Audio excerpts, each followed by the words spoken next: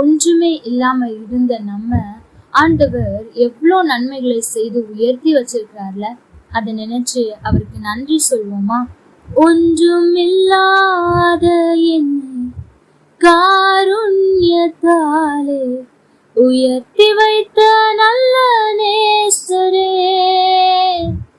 ஒன்றுமில்லாத என்னை காருண்யத்தாலே உயர்த்தி வைத்த நல்ல நேசரே,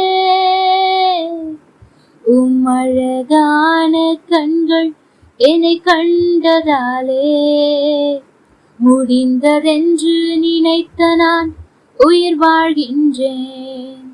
உம்மழகான கண்கள் என்னை கண்டதாலே முடிந்ததென்று நினைத்த நான் உயிர் வாழ்கின்றேன்.